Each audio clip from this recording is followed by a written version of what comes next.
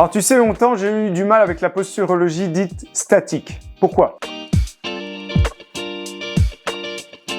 Parfois la statique ment, et seule la dynamique révèle la vérité. Parce qu'observer un corps immobile, c'est un peu comme juger un chanteur rien qu'à sa photo de profil Facebook. Ça donne une idée, mais ça ne dit rien de ce qu'il vaut sur scène. Alors bien sûr, je ne dis pas que l'analyse statique est inutile, elle reste précieuse. Elle nous montre les compensations, les adaptations, ce que j'appelle d'ailleurs les postures subissantes aussi. En fait, c'est un miroir, et parfois ce miroir, il est flatteur, parfois il est cruel. Mais il ne montre qu'un instant figé. Le vrai corps, lui, il ne reste jamais figé. Il bouge, il compense, il s'adapte en permanence et c'est ça qui m'a fait changer de regard. Dans ma pratique, j'ai vu des choses incroyables. Un patient, par exemple, complètement voûté, vraiment statique, il donnait l'impression de porter le poids du monde, mais dès qu'il se mettait en mouvement, il se redressait, il respirait, il marchait comme s'il se libérait d'un sac de briques invisible. C'est là que j'ai compris. Parfois, la statique ment et seule la dynamique révèle la vérité. À l'inverse, d'autres semblaient parfaitement équilibrés debout, mais dès qu'ils marchaient, leur bassin tanguait comme un bateau ivre ou leurs pieds se tordaient dans tous les sens et ces mouvements, eux, racontaient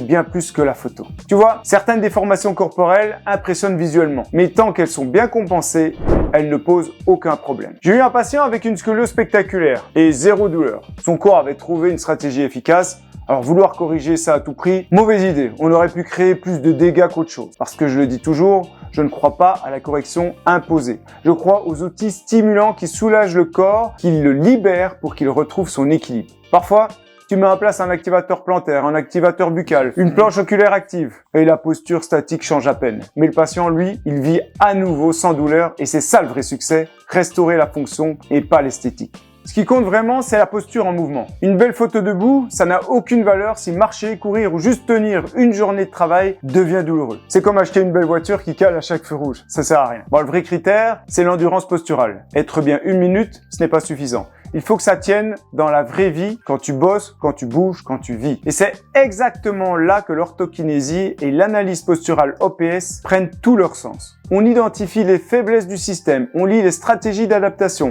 on accompagne le corps pour l'aider à sortir de ces surcompensations douloureuses. Pas en imposant une norme, pas en forçant un alignement artificiel, mais en libérant le mouvement. En redonnant au corps les moyens de s'auto-réguler. Parce que quand le corps bouge sans douleur, la posture suit naturellement. Voilà ma vision fondatrice.